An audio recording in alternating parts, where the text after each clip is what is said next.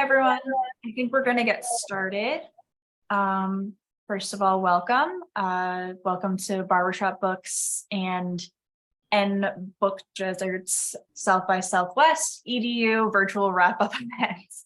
My name is Lindsay Shepard, and I'm the Operations and Marketing Coordinator here at Barbershop Books.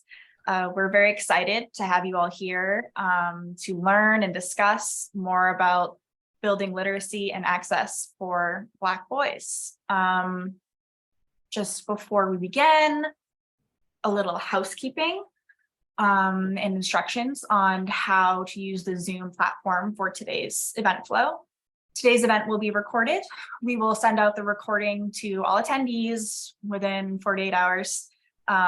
Please take a moment right now to rename yourself. You can do this by moving your mouse over your picture. You'll see three little dots appear. You can click those dots and do rename. And please, if you could do your first name, organization, and your pronouns, we would really appreciate it. If you have any questions or comments, please feel free to use the chat feature to send them in. If you want to react to a comment or show your appreciation to the speakers, you can use the reactions feature located at the bottom of your screen. Please ensure that your microphone is on mute when you are not speaking to avoid any background noise or distractions.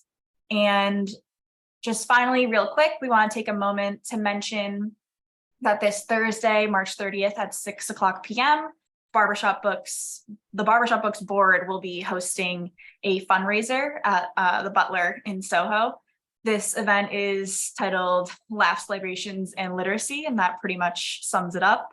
There'll be food and drinks and a raffle and a silent auction. So if you're interested, please use the QR code to register. And I think Sheena is also going to drop the link in the chat. Okay, so the speakers we have today, we have Dr. Molly Ness. She is the VP of Academic Content at the Learning Ally and founder of Book Deserts podcast. And we also have Alvin Irby, who is the founder and chief reading inspirer at Barbershop Books. I'll just give you guys a short little bio on each of them. First, Molly. Molly Ness is a former classroom teacher and a reading researcher and a teacher's educator. She holds a doctorate in reading education from the University of Virginia, and she has spent 16 years as an associate professor at Fordham University. With 4 books and numerous peer-reviewed articles, her research focuses on reading comprehension, teachers' instructional decisions, and dyslexia. In 2019, Molly began Book Deserts podcast to bring attention to the issue of access and equity. Molly serves on the board of directors for the International Literacy Association and on the elementary advisory panel for Penguin Random House. She co-founded the Coalition for Literacy Equity in 2021, working to ensure that all children have access to books and reading culture. In 2022, Dr. Ness joined Learning Ally as the Vice President of Academic Content. So welcome, Molly. We're very excited to have you here. And next, Alvin. Alvin Irby is an award-winning early childhood educator, social entrepreneur, TED speaker, comedian, and author. He is the founder and chief reading inspirer at Barbershop Books, a national literacy nonprofit that inspires Black boys and other vulnerable children to read for fun. Irby received the National Book Foundation's Innovation in Reading Prize for his work expanding book access to kids. He is passionate about helping educators, librarians, and caregivers create learning experiences and environments that inspire children to identify as readers. Alvin Irby earned his MS in childhood education from Bank Street Graduate School of Education, an NPA in public and nonprofit management, and policy from New York University's Wagner School of Public Service, and a BA in sociology from Grinnell College. Okay, so now without further ado, I would like to hand the virtual mic over to Alvin. So Alvin, take it away. Thank you so much for those very thorough bios.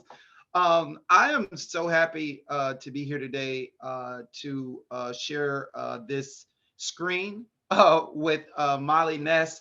Anytime, I have an opportunity to connect with other professionals who are day in and day out helping the babies read, it is such an honor. And so we're going to just have a conversation. Molly and I both went to South by Southwest Education. We both participated in a really amazing panel. And we want to kind of give you all an opportunity to get a taste of what it was like to be in the panel, but also we're going to share some highlights from some of the different experiences that we had while at South by Southwest. So I'd love to start by just talking about the panel. Molly, would you like to kind of tell everybody kind of what the panel was, who was on the panel, and then we can kind of share some of our highlights from that panel? Sure. Well, thank you for having me. I love chatting with you anytime, and we've been able to do it over the past several years, many times, although South by Southwest was the first time, I guess, face to face. So that was exciting. Yeah, so normally in my speaking conference sort of thing, I do these conferences that are hyper focused on reading research, and they're very quantitative, and they're you're kind of talking to the echo chamber of scientists and professors, and it can be pretty geeky. So to go to South by Southwest, where early literacy, this was one of the first times that they had focused on early literacy. And all of these people who care about public education from wherever their entry point was, were there, was super inspiring for me. It was like being able to talk about literacy as really a platform for social justice was just awesome. So we were able to pull together a panel. Can't remember the exact title. It's somewhere written. It's something about building engagement for Black boys, literacy engagement. Building literacy access for Black boys. That was the title. Yep. Thank you for the reminder. I kind of pulled the panel together from people who I had interacted with on my End Book Deserts podcast. I started this when I was a professor and sort of entrenched in the geeky science world, and came across Susan Newman's research. If you're not familiar with Susan Newman's research, I'm happy to send any PDFs or articles because her work is so informative, and I know you have an ongoing relationship with her. She's down at NYU in New York. And she was the first person who really wrote about the huge disparity in book access. And I came across that, as well as the figure that 32 million American kids lack access to books in their homes, schools, and communities.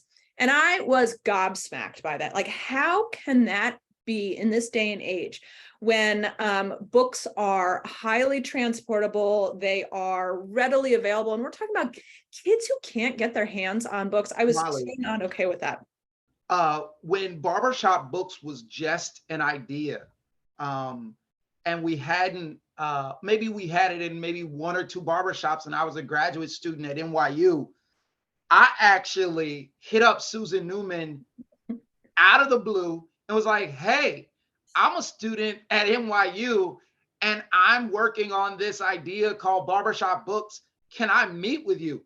And she blocked out some time, and I sat in her office and talked her ear off about this idea I had for Barbershop Books.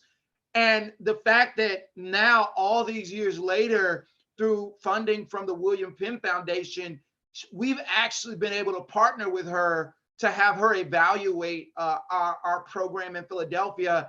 It's almost full circle, but she's been in the trenches working with community-based organizations for decades. Yep. And so I share your sentiments just in terms of the amazing kind of work that she's done from a researcher perspective. And one of the things I think I appreciate so much about Susan Newman's work is just the accessibility, in terms of it being practical insights about community-based, reading projects and programs and initiatives. Yeah.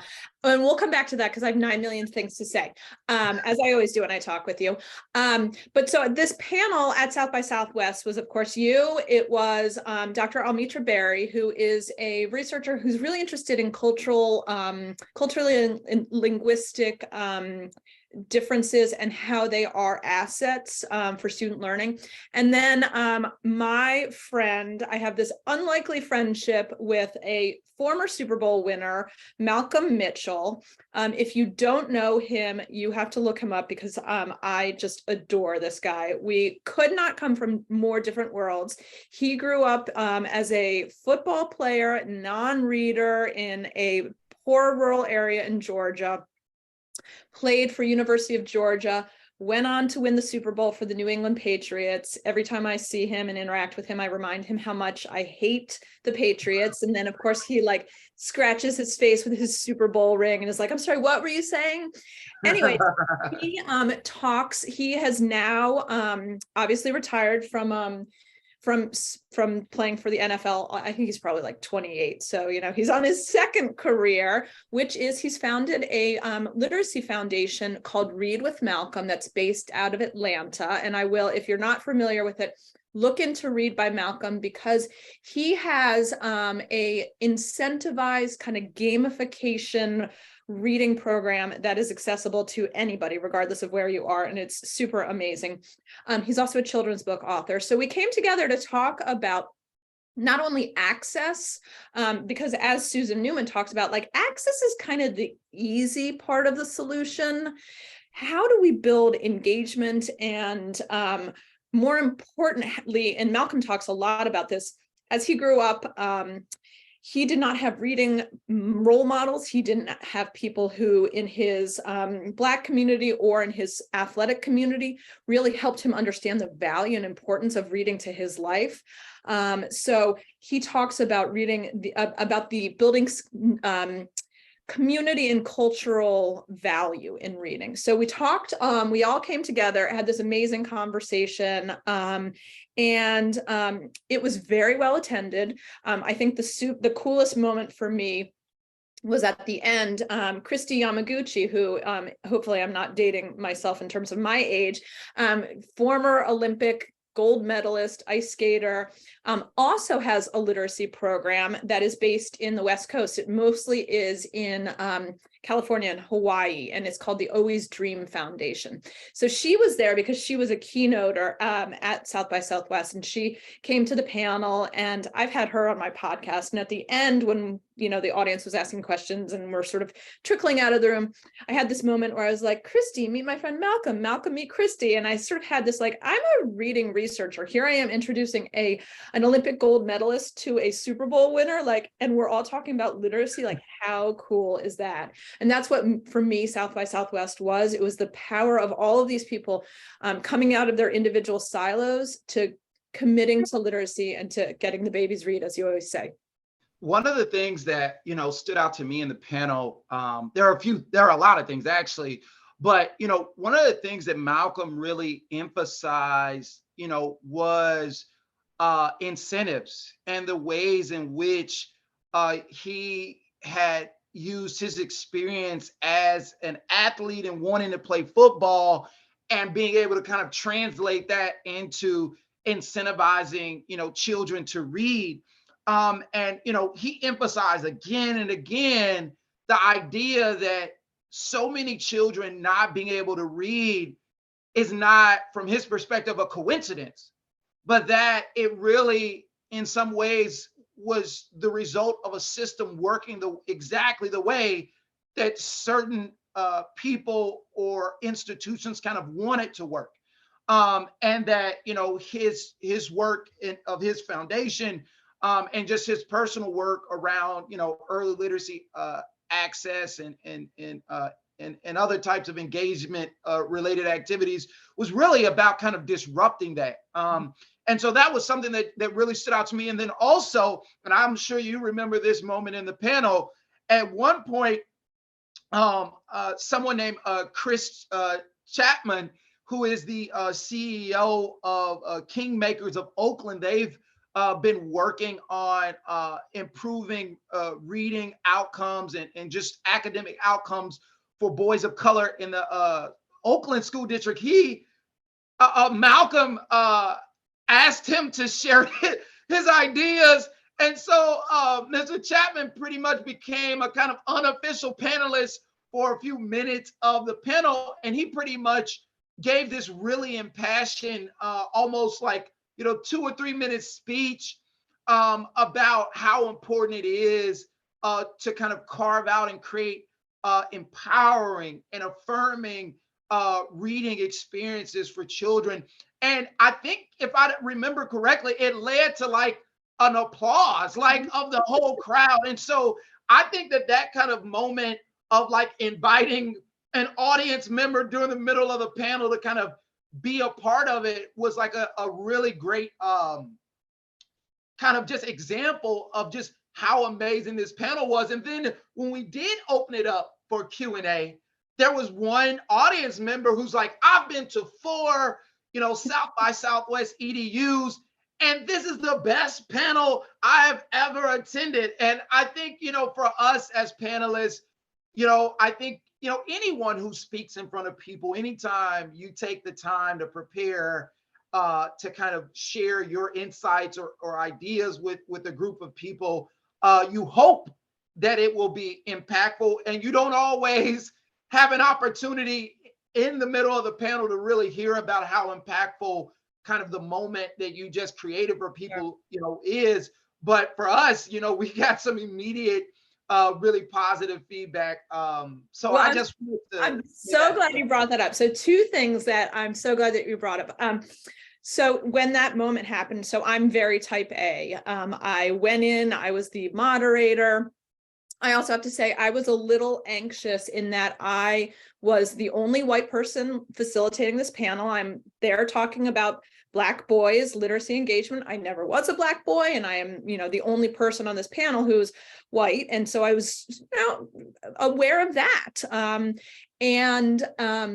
I'm very type A, so I was already sort of nervous. I'm not used to talking at something else like South by Southwest. I'm used to talking to like geeky reading professors, and I'm the only white person. And then I have my, minute X is going to happen. I'm going to say this, and then we got off script, and there was like this internal, like, oh my God, people were off script. Like, what do we do? But then there was also this recognition of, thank God we're off script, because these are the opportunities where we learn and grow from each other. And the audience engagement, to me, was a reminder of like, hallelujah, they have created this opportunity for us to discuss something which is forefront in people's minds. So let's, toss the script aside and hone in on that. And so I was really grateful for that interaction. And I'm also so glad that you brought up the conversation about incentivizing, because as a reading researcher, the research says that incentivizing reading is not actually what we should be doing. And I mean incentivizing by things like, you read 20 minutes and you earn your class a pizza party, or, those sort of concrete incentives that are not attached to reading. Because what the research shows is that they actually undermine the value of research. In other words, you're sending the message to kids of reading is something you slog through in order to earn the incentive. And so it's sort of, you want kids to be intrinsically motivated to read rather than extrinsically. So whenever Malcolm brings up how he incentivizes reading through, again, this Read with Malcolm program that your kids can sign up for. He gets hundreds of thousands of kids every year, and it's all a football theme, and they love it. And he goes into schools, and a lot of kids see themselves in him, and he is very candid about telling his story and his struggles. So when I first heard about that, I was like, but the research shows you're not supposed to incentivize reading. But his way of explaining it and his way of relating his perspective to not having an incentive growing up for reading spoke so much to me, and it's really made me rethink my approach on it. And so I really appreciate, like, every time I interact with him, I learn, and he forces me to think about what, my preconceived notions of what we should do are. Yeah, I think that kind of tension between theory and practice, right, between research and reality, is one that, I think is ever present with in education and within reading. And I think now, as there's this kind of very narrow focus on the science of reading, and kind of what it means and what it takes in order for children to read, I think that that's something that, we're going to continue to kind of wrestle with and think about. But I think that that flexibility to kind of recognize that there is no one silver bullet, and that not all strategies are most effective or necessary in all contexts, right? But that there are different ways to kind of get to the exact same thing. I think the kind of question of incentives is something that Barbershop Books has had to think about. Mhm. As we have been doing our work for the past 9 years, we've inspired many organizations and barbers to, kind of do similar types of work. And I remember that when there was a national story about a barber or barbershops paying children to read, I had the exact same response, that you had, because I'm familiar with the research around intrinsic motivation and the marshmallow test and all these other types of research. But one of the things that I also was thinking about was, well, are the incentives for the kids or for the parents? And who's paying for the haircut? And whether or not the haircut is free or not, is that really an incentive for the kid? Or is that an incentive for the parent? And so for me, my first go-to when I heard about these stories was potential reading trauma, right? So I'm thinking about a kid who, is walking into a barbershop and they don't like to read, they don't want to read for whatever reason. And then the barber is like, if little Johnny read, if Jamal read, well, guess what? You'll get a free haircut today. Well, at that point, for some parents, it does not matter what he wants to do. And if he's like, well, I'm not going to read, I could see, a little flashback from my own childhood of a mother kind of taking a kid like, you know what, hold on a second, I'm going to go talk to him in the bathroom, right? And when he comes out, he's like, I want to read, because his mom spanked him or had a kind of, altered his whatever he wanted to do. And so, I just, that's one of the things that I think in the work that we do with Barbershop Books a lot, we think about. And we have very explicit conversations with barbers about reading trauma. So we don't just tell them, oh, you should, that every kid who comes into the barbershop may not want to read. We actually say to them and give them stories. I tell a story about how one time when my little nephew was 3, I was reading a book with him, a picture book. And right after just a few minutes of the story, he comes up and pretty much walks away. He's like, I've had enough of this and I'm done reading the book. And my sister is like, read with your Uncle Alvy. You don't read with your uncle that much. And I said, no, it's okay. He read a little bit and then he's good. And then the next morning, way too early in the morning, I hear a knock on the door. Uncle Alvy, read the book. And so I said, okay, Torrance, go choose the book you want to read. And which book do you think he chooses? It was the exact same book that just the evening before he got up and walked away from. And he didn't just sit there and listen to me read it once. He asked me to read it over and over again. And we sat there and we read it 3 times in a row. And so that type of story, that illustration of a really important kind of early childhood or developmentally appropriate strategy, that's what we try and do for barbers. Is we don't just try and throw the research or throw these concepts at them. We try and package them in a story, in something that would be culturally relevant and for them, but that also would be interesting, engaging for them to understand these important ideas.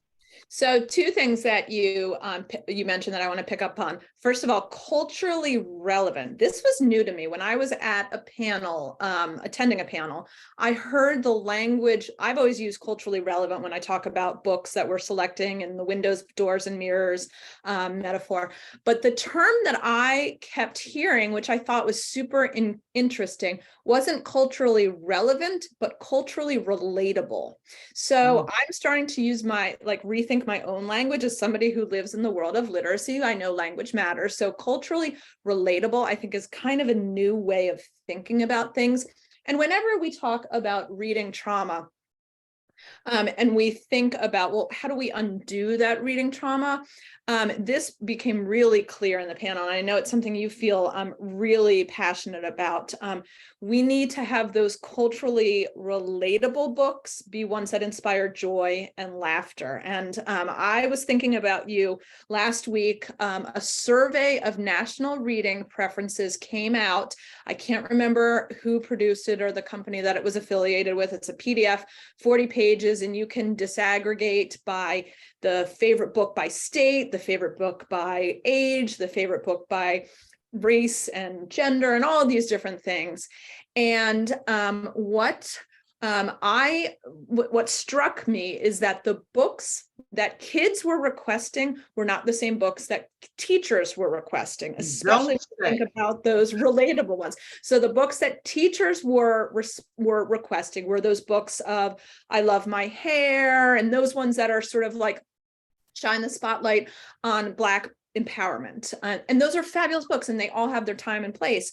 But the books that kids were wanting were Fly Guy and, Captain Underpants and all those funny books. And so that huge mismatch, that became another theme of our panel. So much about how we have to undo that reading trauma with reading joy and books that are funny. I mean, it's hard to turn away from those. That is so much of, I would say, how Barbershop Books approaches our work in barbershops and in communities. Adults, and I referenced the Scholastic Kids and Family Reading Report that they put out every few years. But their most recent report shows that the number one thing that children say that they look for when choosing a book are books that are funny and books that make them laugh. But to your point, and to this research that just came out around what adults want, there really is often a disconnect. And we kind of completely remove ourselves from kind of those kind of arguments by simply just telling people about our process. And our process is a simple one. We ask young Black boys what they like to read, and then we buy the books that the young Black boys tell us that they like to read.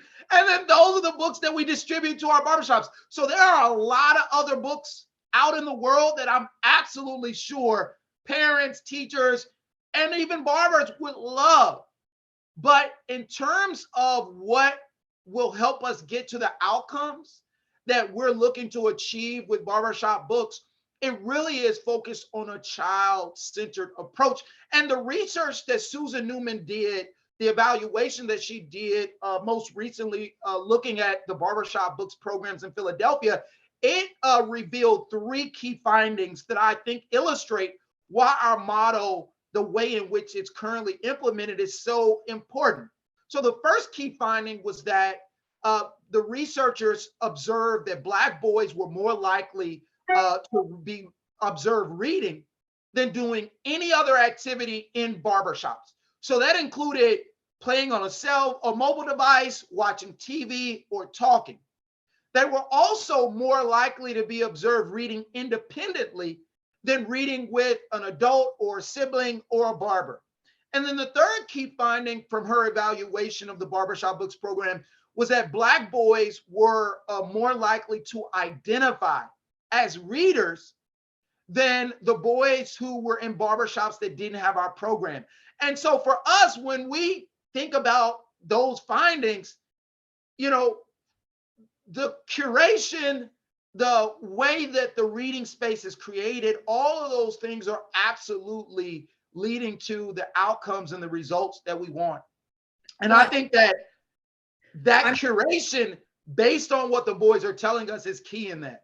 I'm laughing at not at your process. I'm laughing at like, that's the simplest process in terms of we ask the kids what they want to read, like duh, but I'm laughing at the irony that that isn't what a lot of us do. You know, it's certainly a powerful takeaway that you guys really have honed in on. And I know this also was a message from Malcolm, and that your work with Barbershop Books overlaps so much. I think a lot of people look at Barbershop Books and think the brilliance of it is meeting people where they are, which in your case is the barbershop or the salon, which is, you know, in the Black community holds a particular value of cultural and social capital. Like it is a community hub. Susan Newman does work in public laundromats, but it's not just like, oh, we're going to leave the books in high visibility areas. It's also, and this is important in Malcolm's work and was really important in his story, is the role model identifying themselves as readers. Last week, I had the opportunity to go down to Washington, D.C.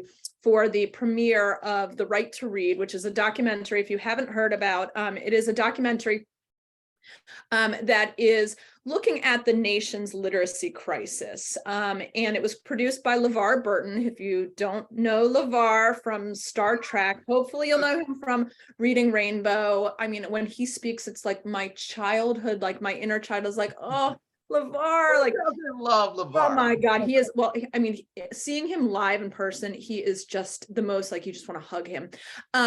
So anyways, he was, one of his key points, which really resonated with our panel at South by Southwest, was he is often asked by parents, how do I get my kid to read? And his response, two things. Number one, how much does your kid see you read? That part. Totally. Number two, what is your kid passionate about? I don't care if it's, you know, Legos or horses or soccer or whatever it is. The number 1 and 2 ways to get kids to read at home is showing them a role model and student choice of books. And it was so like, you know, we've got all this science and all this research around it. And then we've got the simple and brilliant approach, which is we show them what it is and we let them choose it. From my years teaching kindergarten and first grade here in New York City, one of the greatest insights that I gained from that time was that at the end of the day, what children want to do the most is be grown. So whatever they see the grown folks in their lives doing, that's what they aspire to do and be. And if reading is a part of what their family does, what they see their parents or their siblings doing, then they simply conclude that that's what we do in my family, in my community, in my school. And so to that point, you know, we do encounter a lot of, you know, people who say, oh my gosh, yes, barbershops reading while they're waiting on a haircut. And now they can read in the laundromat, they can read in the WIC office. Now they can read here, they can read there.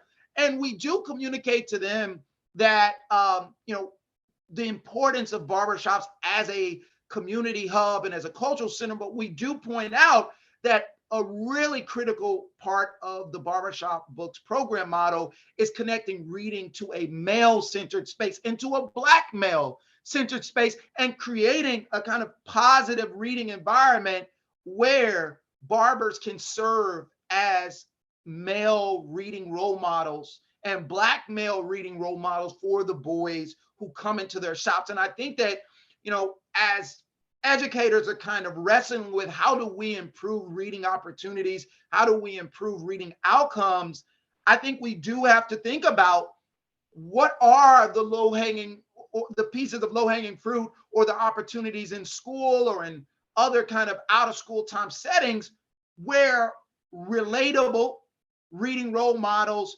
can be invited in. They don't necessarily have to be teachers, right? There are uncles and grandparents and fathers and other community members who, with training and support, could absolutely be guest readers of children's books. Yep. So I know that we are past the halfway point. And so we would Well, love. I have, Yep. as you call for questions, I have 2 points. Yep. First, that is one of the reasons why I like Malcolm so much, is because he goes into schools, he asks Black boys, what do they want to be when they grow up? And a whole lot of them say a football player or a basketball player or what have you. Mhm. And they now have him as a reading role model because he was that person. He walked that walk. Another thing that when I interact with parents who ask me inevitably, like, how do I get my kids to read? Not only is it important for them to see you reading, but I'm really careful to say it is important for them to see you reading something in hard copy. And by that, I mean not a digital something. They need to see you read a magazine or a newspaper or a book, because kids don't always make the connection that I'm reading on my phone. I'm in my Kindle app of my phone, or I'm what have they think you're on, playing Candy Crush or on Facebook or what have you. So I think we have to have role models that literally have a copy of whatever they're reading in hand. That's an important point. And I remember, when I taught kindergarten and first grade, and I remember a parent asking me that exact question around, my son doesn't like to read, what can I do? And I told her that exact thing, or I asked that exact question, how often does he see you read? And she said, oh, I read with him a few times a week. And I said, no, not often. How often do you read with him? How often does he see you read? And that point of seeing a parent or someone in their life who's important to them reading a physical book is so important, because children are, what psychologists call, what is it called? It's called egocentrism. Whatever they see you doing, they assume, like if you're holding a cell phone, they assume you're doing on a cell phone whatever they would want to be doing. So if they generally like to play video games on a phone, then if they see you with the phone, they're going to assume that you're also playing video games. And so that point around, children seeing their parents or other people in their lives actually reading physical books, that is so important. So we want to make sure that we give you all an opportunity to really kind of join our conversation. And so if you have questions, any questions at all, we would love for you to please drop them in the chat, or if you would like to raise your hand and share a question verbally, we would love to be able to have you all join the conversation. I think I see Lindsay's hand up. You want to start us off? Sure. Hello. Yes, I do have a question. I guess either of you can take this. Alvin, you brought it up first. So can you expand upon reading trauma? I have actually never heard that term before. So could either of you expand upon that and what that means? Absolutely. So reading trauma really refers to kind of negative reading experiences that contribute to negative attitudes, perceptions, about reading or about a child's ability to read. So for example, if a boy, tries to read Captain Underpants in class during independent reading and the teacher says, no, you can read that at home. That's not for school reading. Well, that could cause a child to say, oh, well, I guess I'm not a reader, or I guess this isn't reading, and could lead them to kind of have a negative self-perception or what they call a reading self-concept about their own ability to read. It could also lead to kind of, negative attitudes about reading, or where they say, well, you know what, reading isn't fun, or I don't like books. And so Or reading I'm trauma, not doing it the right way. Yeah, reading trauma is kind of the byproduct of kind of negative or traumatic reading experiences. And it can take many forms, right? A parent punishing a child with reading. You know what? You were acting up. So instead of you getting to do this fun thing, now you have to sit in your room and read, right? And so now an association forms with reading and kind of it being associated with something negative. I'm going to try and say this as quickly as I can. There was a academic article or a study that was published by a professor at the University of Massachusetts. It was called Stemming the Tide. And this study looked at women and their attitudes towards STEM, science, technology, engineering, and mathematics. I think they added another letter in there recently to make it STEAM, maybe arts or something else. But Architecture. What is it? Architecture, I think it's architecture. Okay. I will trust the researcher on that one. And so what they did was that they asked women what they thought about women's ability to do STEM. And all the women said, yes, women can do STEM just like everyone else. And then they administered an implicit kind of attitude test to find out kind of what were their attitudes below the surface. And what they found is that many of these women did not associate women with STEM, and they didn't actually have positive kind of perceptions of their own ability to do STEM. And so in this study, they gave these women an opportunity to interact with other women who were successful in STEM careers. And what they found was that many of these women, after these having an opportunity to interact with a same sex role model, it countered negative self-stereotypes, and it created positive associations. And so when I saw this study, I reached out to the professor, I read all of her research, and I really believe that this is what many Black boys are dealing with, where they, because for whatever reason, have developed kind of negative attitudes toward reading and about their own ability. And that by providing them with Black male reading role models, we can actually help counter negative self-stereotypes and to help replace negative attitudes with positive ones. Thank you for that question. Yeah, and I'll add that I think that reading trauma can be something we inflict on kids, meaning I'm speaking as a parent, also as a teacher, like by me saying, you can't read that, Captain Underpants, I am passing judgment on what is deemed worthy of reading. So I think it's something we can inflict. I also am very aware that like during the pandemic, my kid was in 5th grade and I noticed that she was reading the same picture books and the same graphic novels over and over and over. And I had to fight my instinct, which was, you know what, you've read that before, choose a new book. What I figured out is she was searching for a source of comfort during a traumatic time. And I had to be okay with that and recognize that I was going to do reading trauma if I said something. It can also be because of a kid's skills, meaning kids who are struggling readers, kids who are, on the continuum of language-based reading disorders, they avoid behaviors that are challenging for them. Just like when I go to the gym, I hate doing burpees, so I don't do them. That is kind of a trauma. And unless I do something to evoke joy and show a sense of purpose, I'm going to, continue to avoid that. So that reading trauma, I think about all the time, and the ways that we intentionally in schools in pass along reading trauma. I'm seeing it in middle schools where we will choose an outdated classic book. My middle school kid spent 10 weeks reading Where the Red Fern Grows. And she was going through reading trauma and I was like, I'm right there with you, honey. Like, what 13-year-old in 2023 sees relevance or engagement in Where the Red Fern Grows? I know out there somebody loves that book, but there are things that are more relatable, relevant now. And then to spend that long on that text, like classic definition of reading trauma that schools are inflicting unintentionally, of course, unintentionally.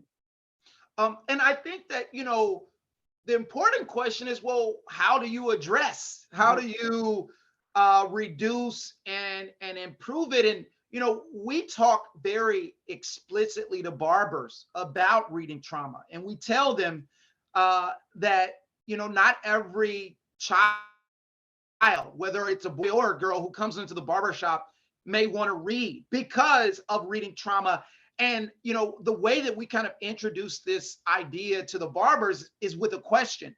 We ask them, do you know or have you met a child who has been bitten or attacked by a dog? And, most of the barbers will kind of raise their hand.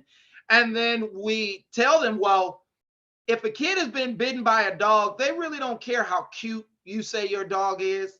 They don't care how nice you say your dog is. They don't want to touch your dog. They don't want to see your dog. In fact, the picture of a dog, the thought of a dog for some children can really create anxiety and fear. And guess what? For children who have had significant reading trauma and negative reading experiences, literally the sight of a book, right? The invitation to read for some of those children can create the same type or a similar type of anxiety and fear.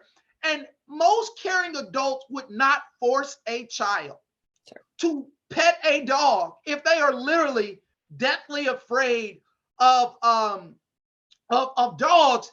Yet for children who have had really negative reading experiences, many adults don't give the same types of considerations. And I don't mean that children shouldn't be reading, or that we shouldn't ensure that children are reading regularly. But I think that considering some of the negative and traumatic reading experiences that children have had, it's just that much more important to think about how can we carve out and create experiences that will be meaningful, that will be relevant, that will be engaging, and reduce that trauma. So yeah. If there are questions, we just saw one come in from Juliana. Do you think offering children audiobooks can help heal that trauma? I am a big proponent of whatever delivery system is available. Now, just because audiobooks are available, that doesn't mean that every time a kid reads, it has to be an audiobook. But I certainly believe that if a child has a preference or an interest to engage and consume stories through audio content, that should be available to them, as an option, and also related to kind of not only reading trauma, but just how children develop as readers. I think that I know that not all kids had an opportunity to curl up with a caring adult as a child to be read to. And so for some children, having missed those type of reading experiences and then automatically making it to school and being expected to just read independently, I think that an adult reading to a child, or them having an opportunity to be read to through an audiobook, can create a really kind of comfort for many of those children. Go ahead. Yeah, and let me talk a little bit about the science behind audiobooks, because I think this stuff is super cool. So we know that what is often part of reading trauma for kids, especially kids who are struggling with decoding and those foundational skills, is the complexity of literally lifting the words off the page. And so if that is hard for them, they can't access the richness of stories and all those sorts of things. So an audiobook improves that, like takes away the complications of lifting the word off the page, so they can get to the great stuff, which is the making meaning and seeing themselves in characters and having connections with stories and things like that. And actually the science, this is, I think, super cool, because I think in schools today, or just sort of a widespread misconception, is that audiobooks are cheating. And really what we know is they now actually have studies that show that the same parts of the brain that activate around language and literacy tasks when you literally are looking at a book, the same processes, the same brain light up, the same brain activation happens when we listen to audiobooks. So we're getting all of the same benefits, just for many kids who struggle with the trauma. Words. Yep. So and another thing I think related to, just the science around kind of audiobooks and children being read to, I think it's important to just acknowledge that for very young children, their receptive language is generally significantly higher than their expressive language. And so, what I mean is that, what they can understand, is usually much higher than what they may be able to articulate. And so for all the adults out there, just think about a foreign language, right? Mm-hmm. So a lot of times people will say, well, I understand more Spanish than what I can say. right? And so a lot of times the same thing is true for for a lot of young children, that if they hear a story read to them or they hear it through an audiobook, they actually will be able to understand a whole lot of it. But if they were trying to read it on their own, it would be much more difficult. Another point that I think is really, really important is that we also have to think about who's sharing who's reading the story, and what that means for how children experience it. And I want to give you a quick illustration of what I mean. I wrote a children's book called Gross Greg, and there's a line in the story where it says, "You call them boogers, but Greg calls them delicious little sugars," right? And I see some faces. And in Every the time I hear that story, line. in the story, the little sister's face is looking like this, and she's like, "Ew." And so when I'm reading this story out loud, I add a little bit of something that's not actually on the page. I say, well, his sister is making a face where she looks like she's saying, "Oh, Greg, you nasty." And then the kids burst out laughing.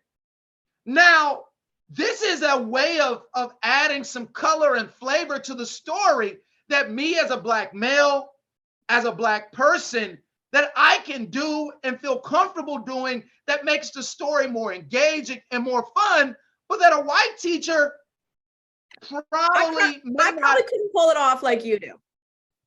right, that they may not be able to like do, or may not feel comfortable trying to, I'm not going to advise anybody trying necessarily do an ethnic voice or anything like this, but I think it does kind of just point to the importance of making sure that as we talk about the diversity of children's books, that we also talk about the diversity of who's reading them.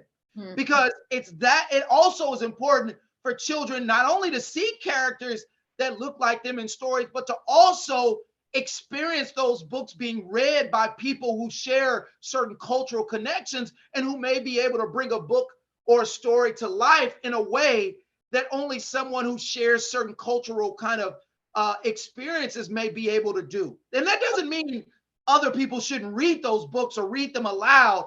I just think it's important to think about the diversity of those readers. And that actually reminds me of one of the points of our panelists, who often talked about that too often Black boys see their linguistic variation not as an asset, but as in a negative capacity. So when kids are hearing voices of narrated books that tap into that linguistic difference as an asset, we're showing them literally their voice has a voice, and there's space and value in their voice.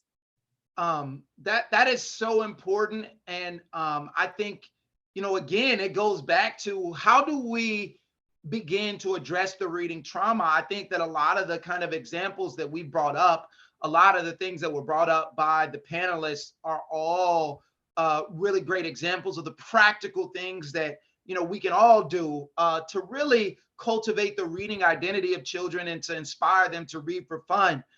We are approaching the 5-minute mark in terms of the last 5 minutes of this amazing conversation. And so we'd love to invite all of our audience members to, share maybe a final question or even a comment. If, there is something that, really stood out for you. Sheena, is there also a follow-up survey that we'll be sharing? So there's also a survey. We want to hear from you all about your thoughts about this. And so if you would just take a minute right now and go ahead and use your phone to kind of scan this QR code. Also, we'll share the link in the chat. So you can also click the link in the chat. And you can go ahead and just fill it out right now while we're, kind of looking for that final question in the chat or comment. Thank you all so much for, taking this time out of your day to join Molly and I for this conversation and this kind of look back at the panel that we had. you know, we didn't even get a chance to kind of talk about any of the other sessions that we did at That'd be South another by conversation. Southwest. I think it's because the panel that we were on was so packed, full of just so many interesting moments and insights. But you know, if there are any questions that you all have, we really would love in our last few moments to be able to kind of you know, share that time, you know, answering those questions. But Well, yep, I want go to ahead. actually, I want to thank people not only for their time today and to the kind people at Barbershop Books for making this happen, but I want to also thank people who are out there all across the country as literacy advocates in whatever role you are in, as a parent or as a tutor or in a nonprofit or in a school. The work that you're doing on the ground and for the babies and kids that you are surrounding yourselves with, it matters so much. And we know that it is often unrecognized and tireless work.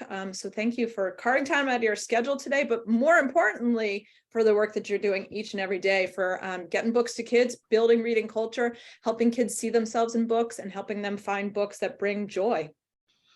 That's so important. That's such an important point to make. And the thankless part, you know, I think is also important to mention. You know, I think that, you know, for all of us who are on the front lines, you know, fighting to expand reading opportunities for children, we see the smiles on the faces of the children.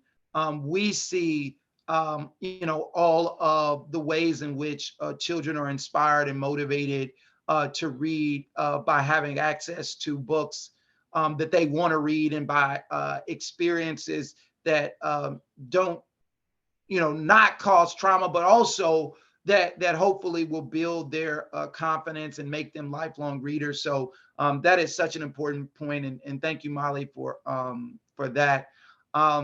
Well, Molly, this has been a pleasure. It was a pleasure being on the panel and having this kind of opportunity to just reflect on just how amazing it was. Has just been really great.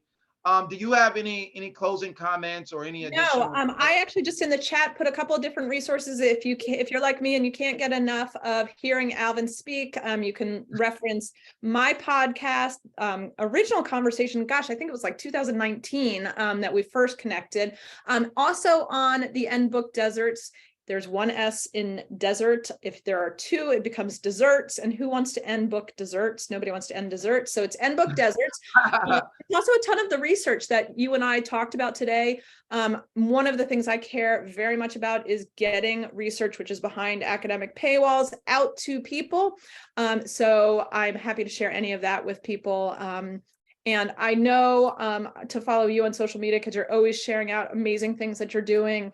So I'll continue to do that and encourage people to interact with us both virtually and face to face when we have the opportunities. And if you cannot get enough of hearing about reading and kids and what is being done around the country to do that, I will be participating in a virtual event that is organized by the Campaign for Grade Level Reading. And that will be happening actually today at 2:30. You can check the Barbershop Books social media channels for additional information about that. And don't forget to join the Barbershop Books mailing list, so that, you know, if this event and the type of work and things that we're doing is something that you want to learn more about and make sure that you you get it in your inbox, please make sure you join our mailing list so that you can stay up to date on all things helping the babies read. Well, with that, thank you so much, Molly. Thank you to the Barbershop Books team. And thank you to all of you who are taking time to be a part of this event and this experience. If I have one closing remark, it would be continue doing any and everything we can to help the babies read. Thank you all so much. Thank Bye-bye. you. Bye all.